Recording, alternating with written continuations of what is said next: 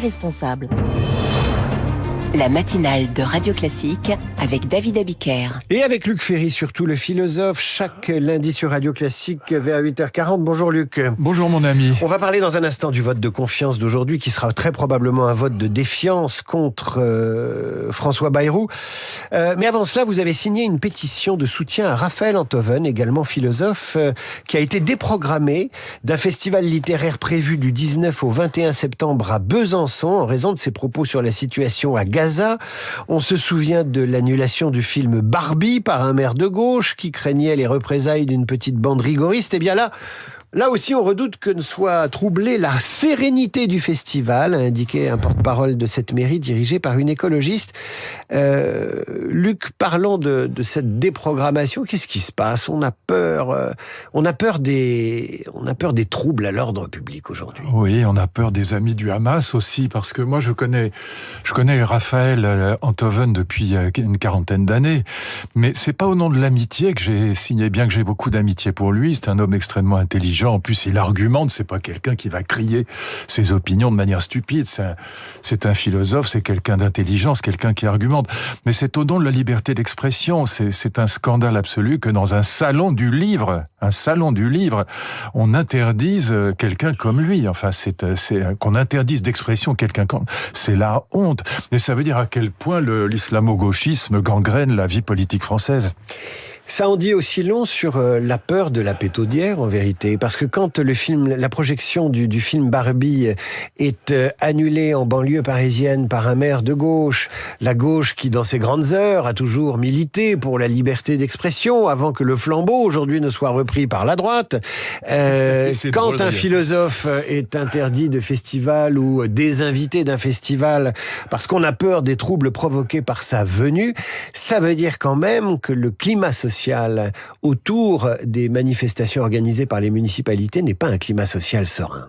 C'est sûr que la France va très mal et que l'insécurité augmente. C'est sûr que... Alors, est-ce que c'est par peur de manifestations, de contre-manifestations, de problèmes de sécurité, ou est-ce que c'est par sympathie pour ce qui se passe à Gaza, ou est-ce que c'est par antipathie pour ce que dit Raphaël Enthoven sur Gaza ? Il faudra tirer les choses au clair, mais ça mérite une vraie réflexion, parce que on est là quand même, encore une fois, dans une interdiction de liberté d'expression d'un écrivain. Enfin, je veux dire, c'est incroyable. En Algérie, on peut le comprendre. En Turquie, on peut le comprendre. En Iran, on peut le comprendre. Mais en France, ça devient délirant. Écoutez, franchement, David, vous êtes d'accord avec moi ? On est d'accord tous les deux. Ça n'a pas de sens. Encore une fois, la liberté d'expression dans un salon du livre, et pour quelqu'un comme Raphaël, c'est sacré. Luc, ce qui, moi, me travaille, c'est que ceux-là même qui ont fait de l'interruption des débats, de l'interruption des cours en amphithéâtre, de l'interruption des conférences, quand le thème ne leur plaît pas, sont capables de verrouiller des lieux de rencontres et de débats, ce que sont évidemment les festivals littéraires. Oui, souvenez-vous de ce qui s'est passé à Lyon 2. L'extrême gauche, je parle de l'extrême gauche et de la gauche, et de cette culture protestataire qui les conduit à interrompre quand ça leur plaît pas. Oui, et puis on voit la sympathie de l'extrême gauche quand même, malgré tout, pour le Hamas. Bon, et c'est ça qui est quand même aussi extraordinairement inquiétant. Et on a vu ça à Lyon 2, souvenez-vous, de cette présidente d'université. Moi, j'ai signé aussi la pétition demandant sa démission. Et j'étais professeur à Lyon 2 pendant des années, pendant 10 ans, j'étais professeur à Lyon 2. Et donc, peu importe ma trajectoire, mais c'est pour dire que c'est une université que je connais bien, c'est quand même inimaginable que la présidente de l'université soutienne les étudiants qui vont interrompre un cours parce qu'ils sont pas d'accord avec ce qu'a dit le professeur, qui est un spécialiste de l'islam, qui est un spécialiste du Moyen-Orient et qui est quelqu'un de très bien. Que nous avions reçu ici d'ailleurs. Voilà, et quelqu'un comme Raphaël, c'est quelqu'un qui argumente, c'est pas quelqu'un qui pousse des cris de débile mental. C'est scandaleux. Quelqu'un comme Raphaël Enthoven, l'interdire de salon du livre et qu'une mairie écologistes prennent cette décision, ça en dit long sur l'état de l'extrême gauche. Luc Ferry, on va évoquer maintenant la crise politique. D'ailleurs, quand je vous parle de crise politique, vous me dites non, c'est une crise de régime. Pourquoi ? Oui. Parce que quelle que soit la solution, entre guillemets, proposée, je mets solution entre guillemets, ça n'est pas une solution. On nomme un nouveau Premier ministre qui soit de gauche ou de droite, il n'aura pas de majorité à l'Assemblée, donc il ne pourra rien faire, il sera renversé à son tour. Dissolution de l'Assemblée, ça veut dire quoi ? C'est juste un cadeau au Rassemblement national, mais il n'aura pas de majorité absolue non plus. Démission du président de la République, on sait que cette démission n'aura pas lieu. Emmanuel Macron ne veut en aucun cas démissionner, mais même s'il démissionnait, ça donnerait quoi ? L'éclatement de la vie politique française ne serait pas surmonté pour autant. En clair, vous dites, la Ve République est morte. Si demain il y avait des législatives, elles ne donneraient pas un résultat tranché, mais sanctionneraient uniquement la progression du Rassemblement national, qui serait peut-être obligé de s'allier avec la droite. Et si élection présidentielle il y avait, le président se retrouverait, lui, avec des élections législatives qui donneraient un résultat pas meilleur, sauf si c'est un président RN qui est élu. Exactement. On peut imaginer qu'il aurait une dynamique. On peut imaginer, le seul cas de figure où il y aurait vraiment de la majorité, c'est si un président RN était élu et qu'il avait une majorité absolue à l'Assemblée nationale. C'est très peu probable, mais c'est pas totalement impossible. C'est d'ailleurs pour ça que Marine Le Pen demande dissolution et démission du président de la République. Maintenant, on voit bien que, voyez, moi je suis un vieux gaulliste, donc j'ai défendu le scrutin majoritaire et la Ve République depuis toujours.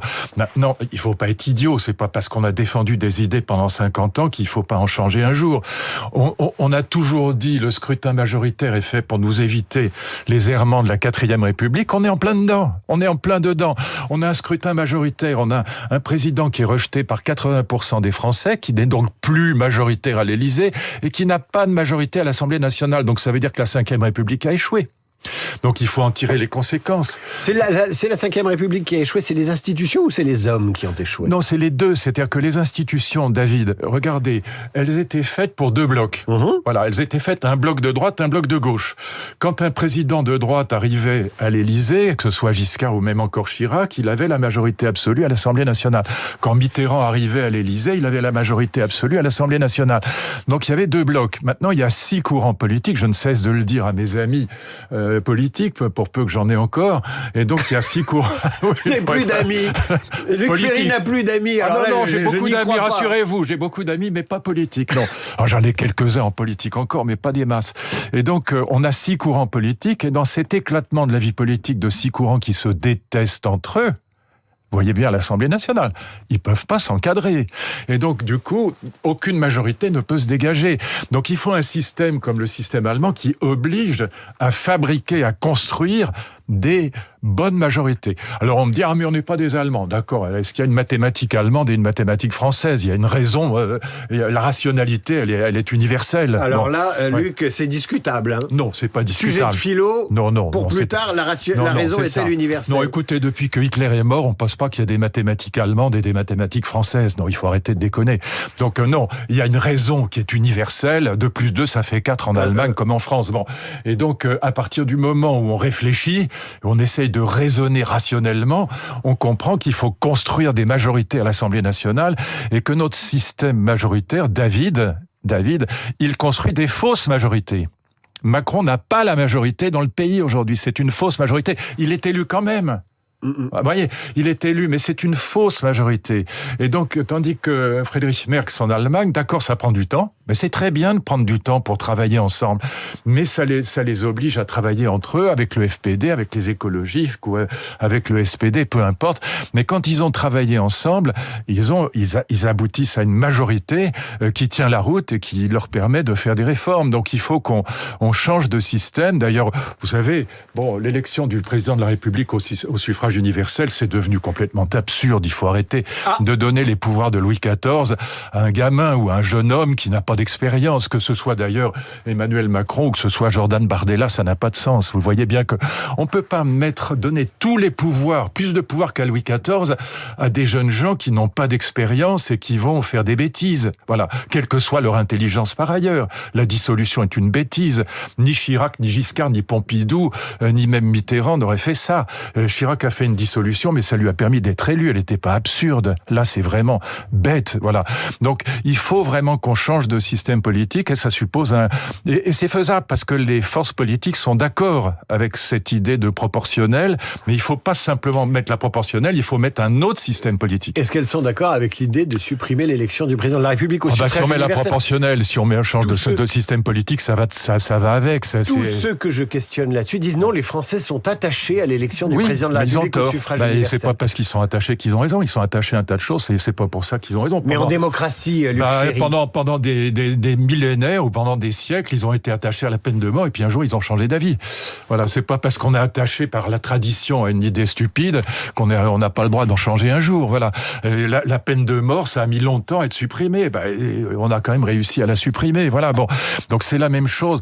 L'élection du président de la République dans une société, David, aussi complexe que la nôtre, ça n'a plus de sens. On peut pas donner tous les pouvoirs à un homme seul, y compris de nommer 3000 postes de responsabilité dans la société civile, de nommer le général en chef des armées, de décider de tout, de la dissolution du Premier ministre. Tout ça n'a pas de sens.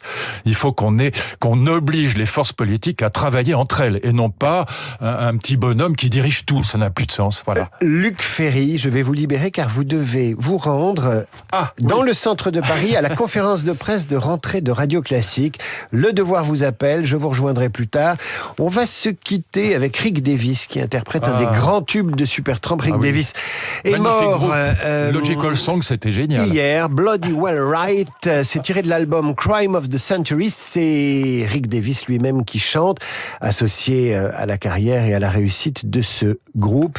Crime of the Century 74, c'est l'album qui précède Breakfast in America. On écoute Bloody Well